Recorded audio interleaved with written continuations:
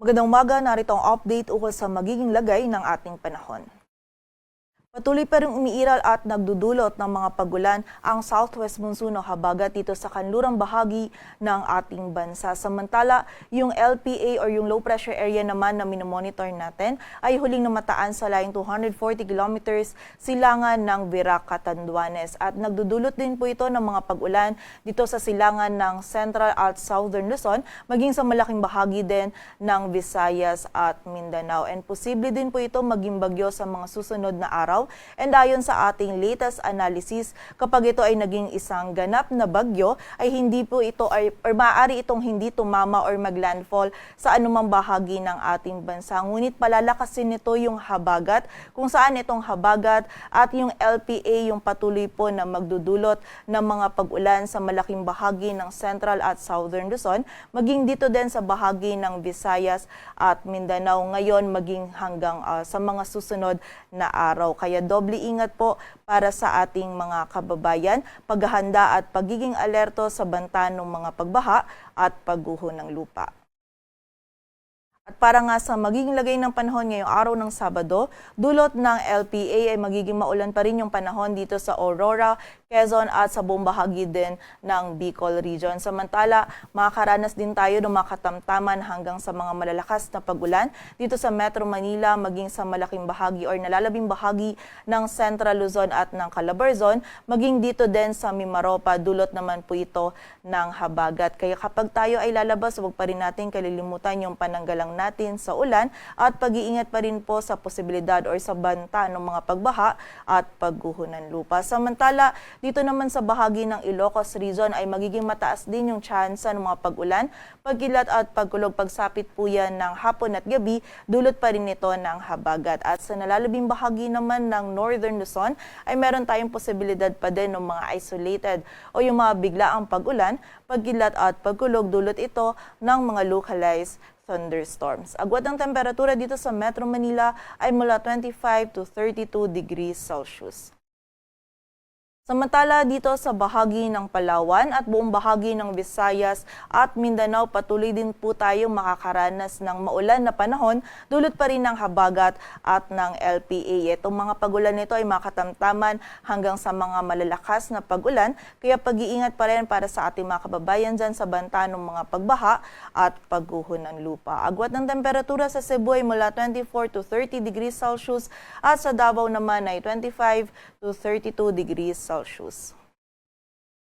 At dahil nga patuloy po yung mga pagulan na ating mararanasan hanggang next week, ay meron po tayong pinalabas na weather advisory kung saan 50 to 100 millimeters of rainfall yung during the 24-hour duration yung posible po nating maranasan ngayong araw dito sa Palawan, maging sa Occidental Mindoro, Batangas, Quezon, buong bahagi ng Bicol Region, Northern Samar, Eastern Samar, maging sa Antique, Iloilo, Guimaras, Negros Occidental, Negros Oriental at Zamboanga del Norte. Samantala, bukas naman po ay magiging mas malawak pa yung mga pagulan na ating mararanasan kung saan posibleng may 100 to 200 millimeters of rainfall during the 24-hour duration ang posibleng maranasan dito sa Palawan at sa Occidental Mindoro. Samantala, 50 to 100 millimeters naman sa Zambales, Bataan, Cavite, Batangas, Quezon, buong bahagi pa din ng Bicol Region, Northern Samar, maging dito sa Antique,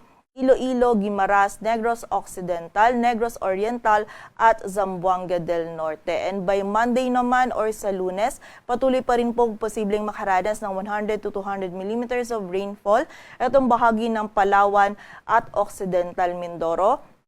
Samantala, 50 to 100 naman dito sa Zambales, Bataan, Cavite, Batangas, maging sa buong bahagi pa rin po ng Bicol Region, Northern Samar, dito sa Antique, Aklan, Iloilo, Capiz, maging sa Guimaras, Negros Occidental at Negros Oriental at sa bahagi pa din ng sa Zamboanga del Norte. Kung saan, in-expect nga po natin muli na ngayon hanggang sa next week or sa susunod na linggo ay patuloy nga po tayo makakaranas pa rin ng mga pag-ulan na dulot ng habagat at ng LPA. Kaya paalala po sa ating mga kababayan, doble ingat at paghanda din at maging alerto sa mataas na banta ng mga pagbaha at pagguho ng lupa. Hanggat maaari ngayon pa lamang po ay mag-prepare na tayo ng ating mga emergency kits, and also makipag-ugnayan din tayo sa ating mga LGU para dun sa mga aksyon na kailangan natin gawin para sa ating kaligtasan.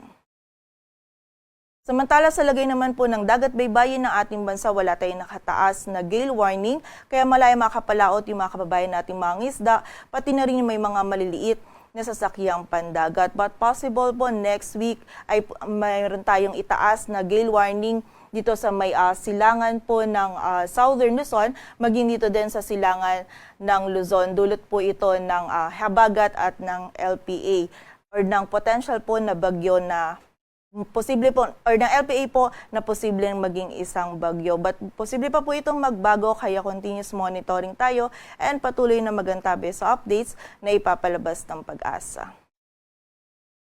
Dito sa Metro Manila, ang araw ay sisikat mamayang 5:26 ng umaga at lulubog mamayang 6:24 ng hapon.